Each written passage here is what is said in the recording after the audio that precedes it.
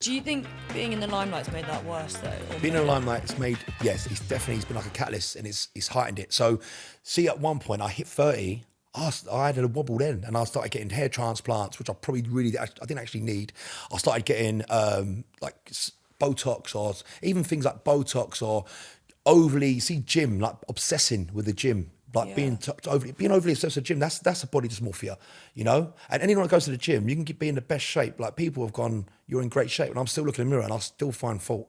That's not right. And also, if there's someone online, you know, it's always some like fat fella. Can I say that? It's always something, he's like, oh, you missed leg day. I think, you fat fuck. I just want to go, fuck you fat fuck. Can't have another cheeseburger. But you can't say that, can you? Do you know what I mean? You're a walking heart attack. But if I say that, Lockie, you're, oh my God, online trolling, I'm the bully. Fucking hell, I've got the police around again. But do you, when you were actually on TOWIE, was it very, because women talk about it all the time, and I always get comments going, oh, you shouldn't get lip filler, you shouldn't do all this stuff. But guys never really talk about it. Was it something that, is it more commonplace with you guys that you would have had work done?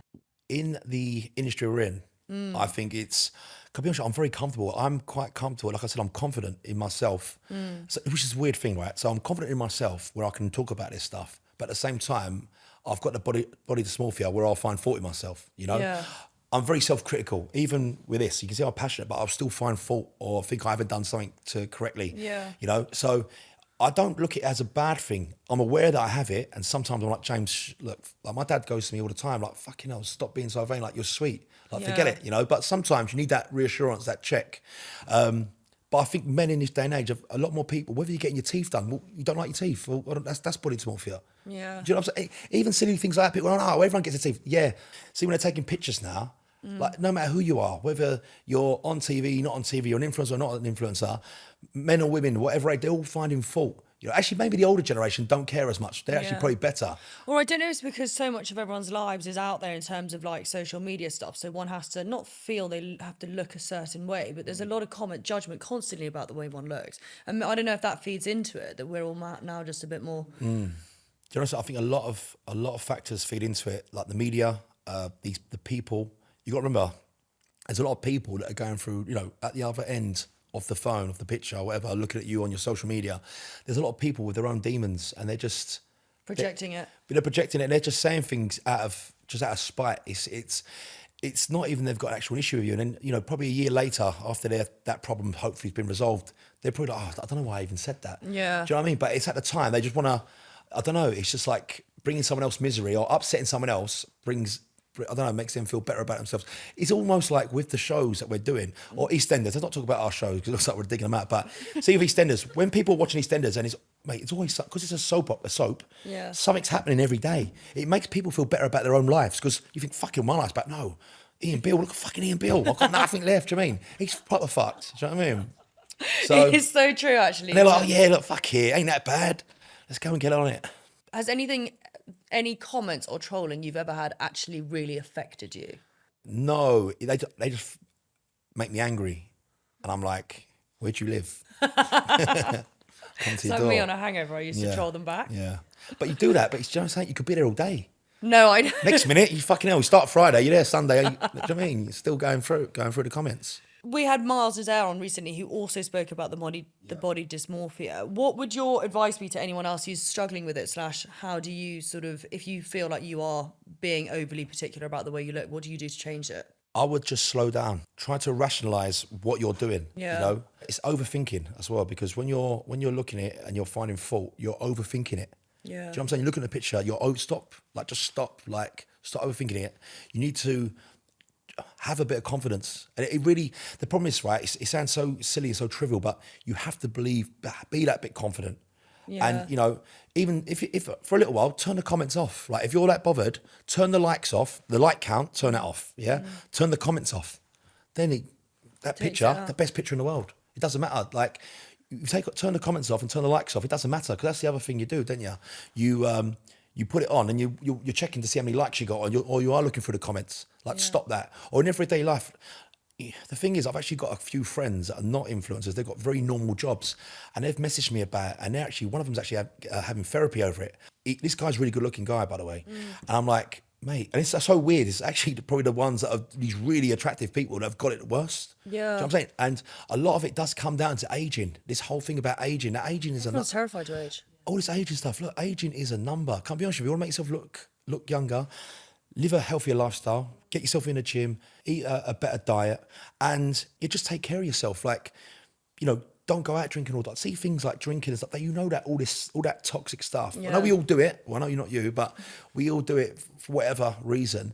But you know, balancing things out. You know, like you said earlier, balanced lifestyle is key. You know, But also getting to a point where you realise you're a certain age and calming things down a little bit. Like, there's no way in fuck, if I was still drinking, I could party the way I was back in the day. no, of course not. You'd Like, see it on my face. I couldn't. Yeah, see with me, if I've been out and had a few drinks, you can tell straight away. Even my personality. Again, I'm a lot less sociable. Like I can't do it anymore. That when I used to go out and party non-stop, I can't do that. But it's a good thing. I actually embrace getting older. I don't getting. I know it sounds mad. I don't saying that though. And I've say that, and then I've gone.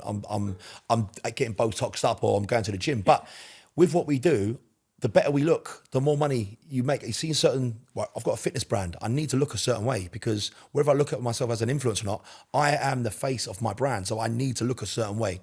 You know? Do you find any of your like general life / being a celebrity hard? Like, what is the hardest part about any of it? The hardest part, Like keeping up appearances or? well, I think yes, of course, keeping up appearances because you always. I had an agent before who always said to me like, you have to be on point 24/7.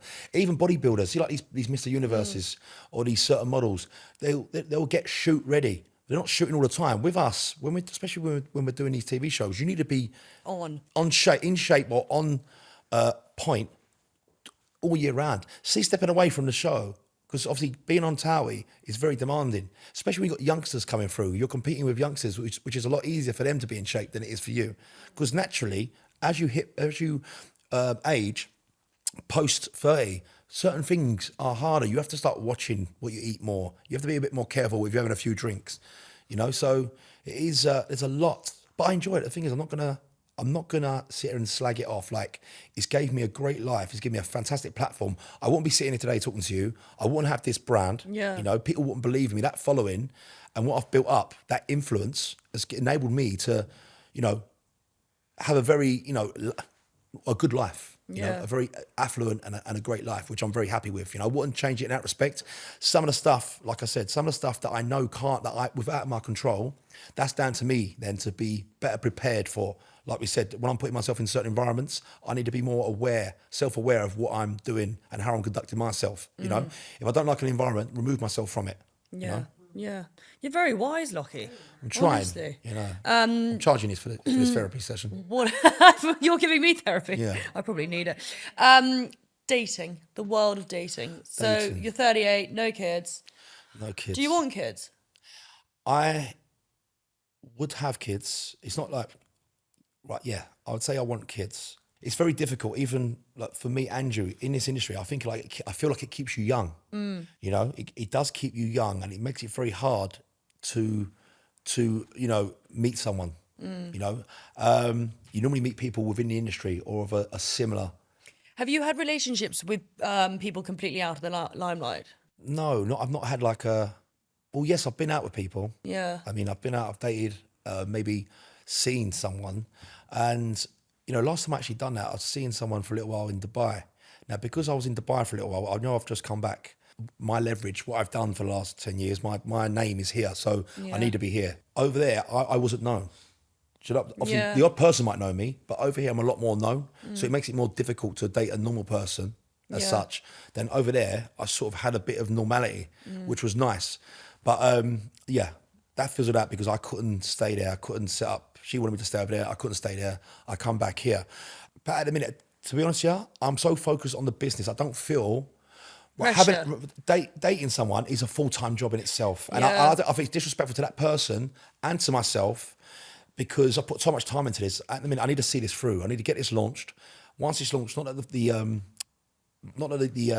know, the foot's going to come off the gas, but I can then, you know, I've got a team around me, you know, but at the minute there's a lot going on and I haven't got the time to be dating someone. No, I think it's actually better to probably think that way. I think also it's hard doing it all. Like I look at friends who potentially left TV and gone on to do the whole family thing. I've chosen not chosen not to, but I've decided I want to work or continue doing what I'm doing, and that's like my priority. But there's right nothing now. wrong with that though. This is the thing. There's nothing wrong with that, and it goes. But people go to me like, "Oh, you're 38. You're nearly 40." That's what they're saying. You're nearly 40. It's time you should grow up, go and settle down, have some kids. People say that to me, and I'm 10 years younger. I should have my eggs frozen. I keep Yeah. thinking, you can go fuck yourself. Like, This is if the I'm people. totally honest. But these are the same people saying age is a number. In this day and age, everyone's different. You know, I've got my sister. She's younger than me. She's got a family. Okay, she's married. She's got kids. Fine. I've got my uncle. He's 60. He hasn't got any kids. What I'm trying to say, him and his missus chose not. There's no wrong or right here. Yeah. People go, "Oh, them people are selfish." No, having children isn't for everyone. Yeah. You know, it's your life. It's okay to be a little bit selfish and do what's right for you. You haven't got to do.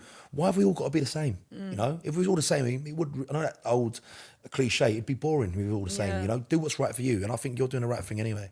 But I think, no, I completely agree with you. I think what's sad is not the pressure, but I think because of social media, younger people, there's just a lot. I think social media generally doesn't necessarily, yes, it's positive, but it can be negative. And I think there's so much stuff out there that one automatically sees. Like the second you hit 30, you should be doing certain things. I don't think you should. But who says that?